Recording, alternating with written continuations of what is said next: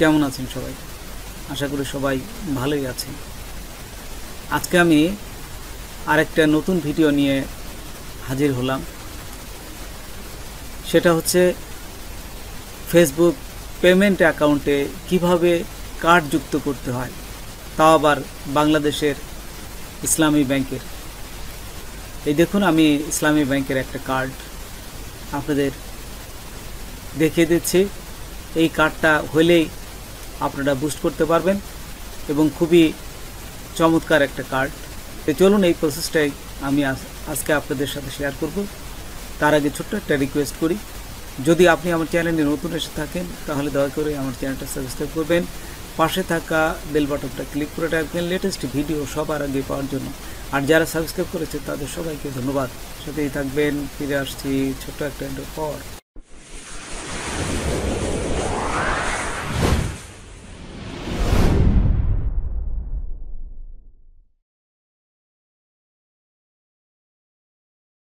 প্রথমে ওপেন করেছি। আপনারা আপনাদের ফেসবুকটা ওপেন করবেন।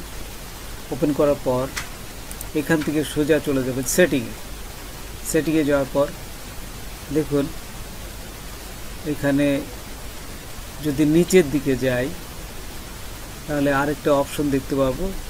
এই যে দেখুন, এখানে সব কিছু আছে, আপনারা এক এক করে দেখে নেবেন। তারপর নিচে আসার পর এইখানে যদি আমরা দেখি যে নিচে এই যে পেমেন্ট আছে, দেখছেন এই যে পেমেন্ট, অ্যাড পেমেন্ট, এইখানে ক্লিক করবেন। ক্লিক করলাম। দেখুন, ক্লিক করার সাথে সাথেই আমাদের এই যে বিলিং অ্যান্ড পেমেন্ট অপশনটা চলে আসছে। ঠিক এখান থেকে এই যে ডান পাশে দেখুন পেমেন্ট মেথড, এখানে লেখা আছে এই যে কারেন্ট ব্যালেন্স, তার ঠিক কারেন্ট ব্যালেন্সের নিচে দেখুন পেমেন্ট মেথড এবং ডান পাশে লেখা আছে অ্যাড পেমেন্ট মেথড। এইখানে ক্লিক করবেন। অ্যাড পেমেন্ট মেথডে সাথে সাথে দেখুন এখানে চলে আসছে। এখানে দিচ্ছে যে বিজনেস লোকেশন অ্যান্ড কারেন্সি। আপনি যদি এখান থেকে কারেন্সি পরিবর্তন করতে চান, বাংলাদেশে কারেন্সি থাকে, যদি আপনি ডলারে চেঞ্জ করতে চান তাহলে এডিটে ক্লিক করে এটা চেঞ্জ করতে পারবেন। তারপরে বিজনেস এবং ট্যাক্স ইনফরমেশন, আপনাদের এখানে যদি বিজনেস এবং এই ট্যাক্স যেটা দেন সেটা যদি এখানে অ্যাড্রেস দিতে চান তাহলে এডিটে ক্লিক করলেই দিতে পারবেন। তারপর দেখুন এই যে অ্যাড পেমেন্ট মেথড এখানে আছে। ঠিক এই অ্যাড পেমেন্ট মেথডে থাকা অবস্থায় আপনারা নেক্সটে ক্লিক করবেন। এই যে নেক্সটে ক্লিক করবেন। নেক্সটে ক্লিক করার সাথে সাথে দেখুন কার্ড ডিটেলস, এখানে আপনাদের কার্ড ডিটেলস দিতে হবে, কার্ডের নাম দিতে হবে, কার্ডের নাম্বার দিতে হবে। তারপর এই যে এখানে যে সিভিভি দিতে হবে এবং কত সালে তার ডেট এক্সপায়ার হয়ে গেছে সেই মাস এবং ইয়ার দিতে হবে। তারপর দিয়ে সেভ করবে। তো দেখুন এই যে বাংলাদেশের ইসলামী ব্যাংকের যে কার্ডটা, এই কার্ডটা আমি আপনাদের দেখিয়ে দিচ্ছি। তো এইখানে এই কার্ডটা দিয়েই আমি কিন্তু বুস্ট করি এবং খুব সহজ। এই কার্ডটা যদি আপনারা পেতে চান তাহলে আপনাদের ইসলামী ব্যাংকে যোগাযোগ করবেন।